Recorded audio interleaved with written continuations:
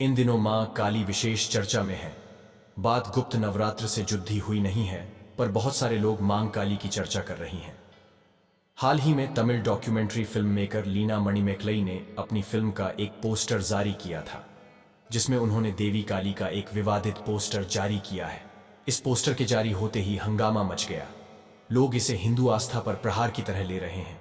देवी काली वह मां दुर्गा का एक भयानक रूप है। वह ब्रह्मांड की दिव्य स्त्री ऊर्जा का प्रतीक मानी जाती है।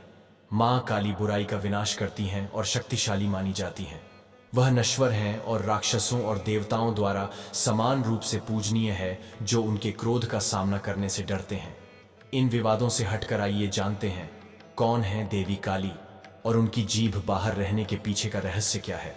काली मां का स्वरूप काली को तस्वीरों में भगवान शिव की छाती पर एक पैर के साथ युद्ध के मैदान में खड़े होने के रूप में दर्शाया गया है। उनकी जीभ भगवान शिव की छाती पर पैर रखने के लिए अचरज में पड़ गई। उसका रंग गहरा है और उसके चेहरे के भाव क्रूर हैं। उनके 4 हाथों को दर्शाया गया है। ऊपरी हाथों में से एक में वह खूनी कृपाण रखती है और दूसरे ऊपरी हाथ में वह कटा हुआ एक राक्षस का सिर रखती है। निचले हाथों में से एक में वह एक कटोरा रखती है, जिसमें वह रक्त एकत्र करती है, जो ऊपरी हाथ में दानव के विच्छेदित सिर से टपकता है। दूसरा निचला हाथ वृद्ध मुद्रा में दिखाया गया है। वह नग्न दिखाया गया है और वह एक मुंडों की माला पहने नजर आती है। निचले शरीर में वह मानव हथियारों से बना कमरबंद पहनती हैं। इसके अलावा कहीं कहीं तस्वीरों में काली के ऊपरी हाथों में से एक को वरदा मुद्रा में दिखाया गया है और निचले हाथों में त्रिशूल दर्शाया गया है। काली मां की जीभ क्यों है? बाहर आपने कई तस्वीरों में देखा होगा कि मां काली की छाती पर अपने पैर रखे हुए हैं। इसके पीछे की भी एक कथा है। रक्त बीज नामक असुर को वरदान था कि वह कभी नहीं मरेगा, बल्कि उसकी खून की जितनी भी बूंदें धरती पर गिरेंगी, उससे अनेक रक्त बीज उत्पन्न होंगे।